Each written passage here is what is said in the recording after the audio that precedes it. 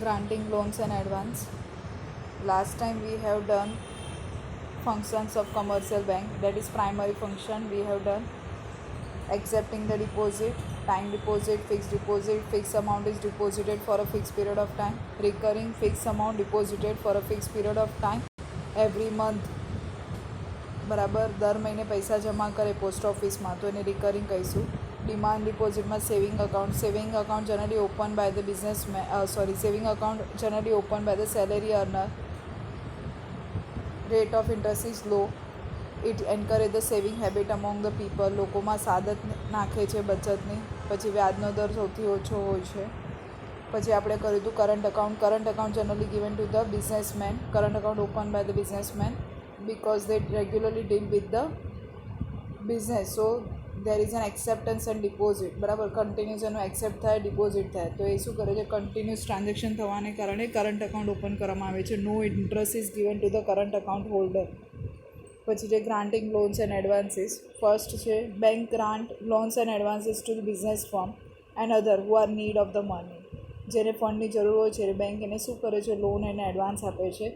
The loans are provided for 1 year is called as a long term loan. 1 year or more, 1 year થી મોર year માટે હોય તો એને long term loan કહેવાય. તો 3 ટાઈપની લોન હોય છે, short term loan, medium term loan અને long term. Advances are provided for a short period of time, say 4 month to 1 year. Advance 4 મંથથી કરીને 1 year સુધી આપવામાં આવે છે. પછી in form of cash credit, overdraft facility, bank discounting, bills of exchange. Loan. Bank provide the loan to the businessman and others. The borrower loan and advance ખબર પડી. એમાં શું હતું કે 1 year માટે હોય, 1થી વધારે યર માટે હોય તો એ લોંગ પીરિયડ માટે કહેવાય. Loans are provided for 1 year or more year, then it is called as a long term period. અને શોર્ટ ટર્મ પીરિયડ એટલે શું, when the loan is provided for 4 month to 1 year. તો loans, commercial bank provide the loan to the business firm and others. Loan બધાને આપે છે, બિઝનેસમેનને આપે છે અને બીજા બધા નાના જે ધંધા કરવા માંગતા હોય એ લોકોને આપે છે. હાઉસિંગ લોન આપે છે. તો borrower can entire the amount sanction or can withdraw in instalment. Borrower એટલે જેને ઉધાર જોતું હોય એ શું કરે છે, can withdraw the entire amount. કાં તો એક સાથે બધા રૂપિયા લઈ લેશે ઓર વિથડ્રોન ઇન ઇન્સ્ટોલમેન્ટ. એના પ્રમાણે ઇન્સ્ટોલમેન્ટ જોઈએ તો ઇન્સ્ટોલમેન્ટમાં લે છે. Interest is charge on the actual amount sanction. હવે જેટલો અમાઉન્ટ કમર્શિયલ બેંક મંજૂર કરશે એટલા પર એને ઇન્ટરેસ્ટ ચાર્જ કરે છે અને એને પે કરવું પડશે. તો interest is charge on the actual amount sanction. તો borrower can use the entire amount sanction. હવે સમજો 5 લાખ રૂપીસ સેન્શન થયું તો બધા એ વાપરી શકે, કાં તો 5 લાખમાંથી 3 લાખ એણે ઇન્સ્ટોલમેન્ટમાં વિથડ્રો કર્યા અને 2 લાખ એણે હમણાં રાખ્યા છે, પણ એકચ્યુઅલ કેટલા સેન્શન થયા, 5 લાખ. તો એને 5 લાખ પર ઇન્ટરેસ્ટ આપવું પડશે. ભલે પછી 3 લાખ વિથડ્રો કરે, પછી 2 લાખ 2 દિવસ રહીને વિથડ્રો કરે, તો એના સાથે નહીં, એકચ્યુઅલ અમાઉન્ટ જેટલું પણ સેન્શન થાય એના પર ઇન્ટરેસ્ટ એને પે કરવું પડે છે. પછી loan. Commercial bank provide the loan to the businessman and other. Borrower can use the entire amount or can withdraw in instalment. કાં તો ઇન્સ્ટોલમેન્ટમાં વિથડ્રો કરે છે. Interest is charge on the actual amount sanction. Whatever amount bank sanction on that amount the bank charge the interest.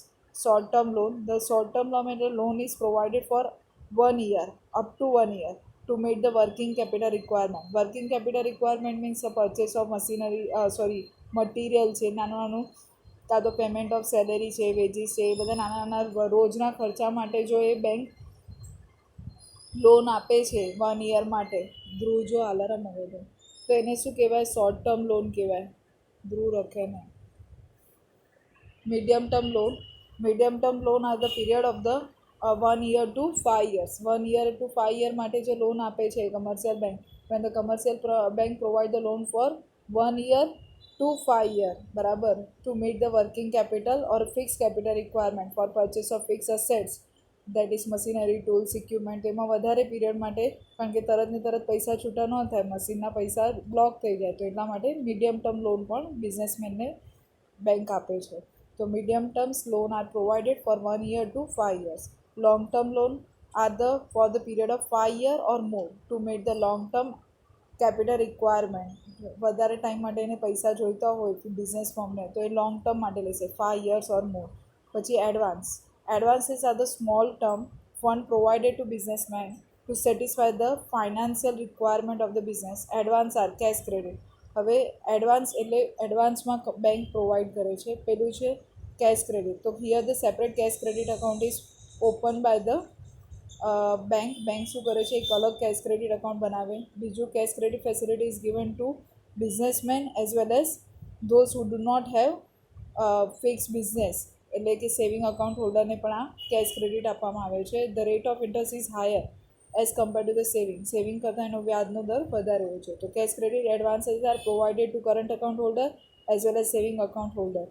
It provides a working capital for long term period of time, longer period of time, long term માટે આપે છે.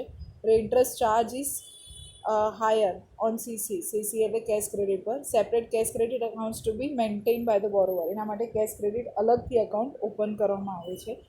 પછી second point છે overdraft. Overdraft facility કોને આપવામાં આવે છે? Current account હોલ્ડરને આપવામાં આવે છે to meet the working capital requirement. The period May very એટલે ચેન્જ ફ્રોમ 15 to 60 days, 15 ડેઝથી કરીને 60 ડેઝ સુધી એ ઓવરડ્રાફ્ટ ફેસિલિટી આપવામાં આવે છે. Interest is charge on actual amount withdraw. આમાં શું હોય છે, જેટલા પૈસા ઉપાડશે ને એના પર એને ઇન્ટરેસ્ટ આપવો પડે છે. તો no interest is paid by the bank એને એક ઇન્ટરેસ્ટ નહીં આપે. ઉલટાનું બેંક એની પાસેથી ઇન્ટરેસ્ટ લેશે, કારણ કે બેંક એને ઉધાર આપે છે. Separate overdraft account need not be prepare by the commercial bank, કારણ કે બિઝનેસમેનનો અકાઉન્ટ કરંટ કેમ છે? કારણ કે રોજ પૈસા આવજાવ થતા જ હોય એની પાસે, ક્યારેક ડિપોઝિટ કરે તો ક્યારેક નાખે, તો એમાં કંઈ રિસ્ટ્રિક્શન નથી હોતા.